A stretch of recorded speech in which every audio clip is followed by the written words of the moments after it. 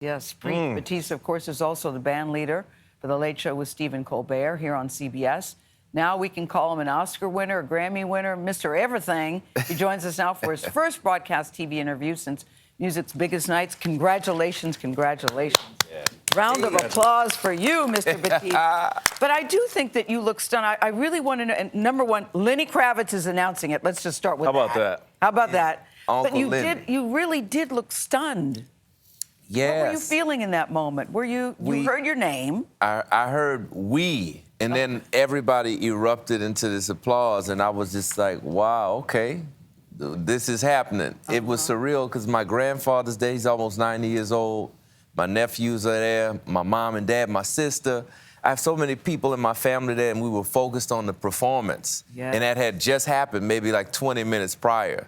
And we had worked on this performance from Wednesday until that Sunday. And as you saw in the performance, I just gave everything. So I was in this kind of sedated state where I was like, okay, we have one more award left. I'm just gonna have a good time now. Yeah. And then they said, I basically was like, oh, I'm still on. So they said, he said, we are. And I said, oh, I gotta get back to the vibe. Okay. So it was a moment of great joy as well. I mean, man, people were so loud. There was just, and all the other artists, there was so much support and love in there that, you know, it really is a lot to process. Yeah, we were talking about you yesterday, of course, on the show, and you really do, Jon, honest to God, you are walking joy to me. Your whole energy, your personified. whole spirit, yes, is just joyous. So we were so happy for you to collect your thoughts on that stage that night. It was really my thoughts extemporaneously. I didn't know what else to say other than to say what I said, what was on my heart in that moment. And I think there's a lot of people who are out there, even just a day later, who are writing into me and telling me that those words, yes. Not just the fact that, you know, we made this album and all the things that went into this album, but the words on that night were a culmination of so many people's experiences, so many artists out there who are putting it out there and being rejected time and time again, being themselves, and just to see you can be yourself and you can win. We were also very excited to hear on Sunday, and we learned with the rest of the country, that you were married in February to your longtime partner, Salika Jawad. Yes. Congratulations. Thank you. How does that feel? I love it. I'm waiting for the opportunity for us to have a vacation and a honeymoon and do that, because we're in a bit of a different, it's an unusual scenario for newlyweds. You know, she's been sick. Yes. And she's really battling, not just sick, she's battling leukemia, yeah. Had a bone marrow transplant? That's right. That's right. In February, she had a bone marrow transplant, and you know, every day we're waiting to gauge how the body's responding to that. So, you know, every day is something that we take as a precious gift. Yeah, that Sunday morning piece, I have to say, if you haven't seen it, audience, Jim Axelrod's piece, I emailed him this morning, to hold it, it's very, very powerful. I was moved to tears, Jon, honestly. We were watching it this morning. To hold two things at the same time you get all these nominations for your Grammy, she is also getting the news that she needs to go through this battle. To hold those two conflicting emotions at the same time. Actually, yeah, it reminds me of the title of her best-selling memoir about struggling with illness. Yes. It's called Between Two Kingdoms. That's it's a right. metaphor of the kingdom of health and the kingdom of sickness. Yes. You guys have been living there. Oh, my goodness. It's been one of the most trying times of both our lives and our families. You know, it's one of those things that you think about winning a Grammy, Album of the Year. You know, you think about... You dream of that. And then you also dream of finding the love of your life, getting married. But you don't imagine those things with this in the middle of it, this battle. And I guess for us, as crazy as it may sound, we've found the blessing in that. Because it gives you a perspective on both things, the highs and the lows. Right. It gives you great perspective on both things that are happening and how to kind of find the lesson in the lows and to appreciate the highs and see them for what they are as well. Yeah. John, I'm glad you said that. And, you know, I want to move along to the awards, of course, and the music and everything that you're doing. But when you speak, it's extremely powerful. And I'm thankful for an individual that can talk from the heart like you do. I imagine there's viewers at home that are dealing with somebody who may be sick. They hear words like leukemia, and they grapple with their own mortality or the ones that they love. What advice would you give them? Because you are living in the moment in a situation that can crumble relationships and crumble the spirit of those in that relationship. What do you say to somebody who's watching that says, I identify with what they're going through? There's a joy to living is still available to us.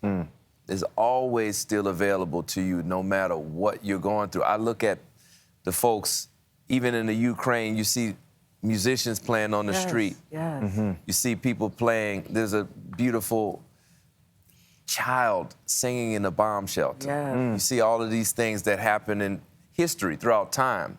You go back in time and you see people finding ways to find that joy of living, find that moment of transcendence. It's incredible to me. It brings me to tears just to think about the way that people and the resilience of people, the way that people find that joy. So that's what I would say. The joy of living is still available to us. Well said. And take that. Listen, and when we think about joy, I think about you on stage. Stephen Colbert, he can't help it. He made a crack about your outfits last night. I see that he wore his more casual outfit. How do you decide? I was wondering what you were going to wear today, to be honest with you. How do you decide? Because clearly you like color. Yes. How do you decide what you're going to do in that moment? You have a very unique fashion sense. Yes, yeah. You know, I'm blessed to have a great team, and we like to create worlds, and we think about these pictures and how they're gonna stay there forever. Yes. You think about these performances, and I still watch performances from the Grammys years and years later. Now, I mean, performances from before I was born. And you just wanna figure out what is the world. All of this color here, John. Yeah, that. Yes, what are you thinking there? Oh, This is a world that we talked about for months that we wanted to create, a world of color, a world of joy. Shout out to Jamel McWilliams, my creative director, who is really an incredible visionary. And then you have Ugo Mosier, who's stylist, and we collaborated with Dolce & Gabbana to create these looks, 40 custom looks. The set, we were thinking about what is the joy and what is the world of my imagination? If you could create it on stage, what would that look like? The competition was so tough for Album of the Year. Oh, yeah. So did that one mean the most to you? I mean, I know they're all very important, I get it. Yes. But did that one mean the most to you, Album of the Year? It definitely meant the most to win. It just felt so beautiful. You know, my nephew, probably the youngest person ever to get a Grammy for Album of the Year, 7 years old. How old is he? 7? 7 years old, feature performer on the recording. But, you know, I just feel that people need to break these categorizations. They want to reduce you. They want to say that this is just jazz or this is just New Orleans music or this is just... And we just wanted to prove through the performance, and then, you know, having that performance go the way that it did, and it felt so electric in the room and so many people responding to it and just being one of these kind of moments. What did they do during the performance? I'm curious. Was there a moment that you said, we got the audience? That lean, when we hit it, check out the audience applause in the room. You can hear it on the broadcast. It's just people erupted. And you know, these are the other performers that night have songs that were number ones, and this song, a lot of people probably hadn't even heard it until that moment. And they are responding in real time to the performance in a way that was just visceral. Yeah. You could feel the energy in there. And for us to then win Album of the Year, it just shows that music and the genres and all of these ways of trying to box us into one genre, one thing, that's just not a real reality at all. And so on that subject, you're also composing a symphony. Yes. Or are you done with it? Is it ready to go? It's coming. It's coming. It's coming. I have these incredible performances at Carnegie Hall coming up. April 24th is the first Black all-black symphony orchestra composer pairing premiere in the history of Carnegie Hall. Wow. And then Wow. May 7th is the American Symphony. And that's, if a symphony orchestra was invented in the 21st century, what music would they play? Who would be in the orchestra? And how would that look? How would that feel? You know, I imagine you'd have Native American traditional musicians next to electronic musicians, next to jazz musicians, next to marching band musicians, and all playing together and creating this music that's rooted in this experience of diversity. And I'm excited to premiere this. There's nothing I've ever heard like this. I can't imagine, Jon Batiste, people who are reaching out to you that have projects and ideas for you. Would you work on me with this? I have a movie, I have a deal. Does Stephen Colbert need to look for a new band leader? Does he need to take applications? Well, I do know this. Yesterday's price ain't today's price, Gayle. That's a fact.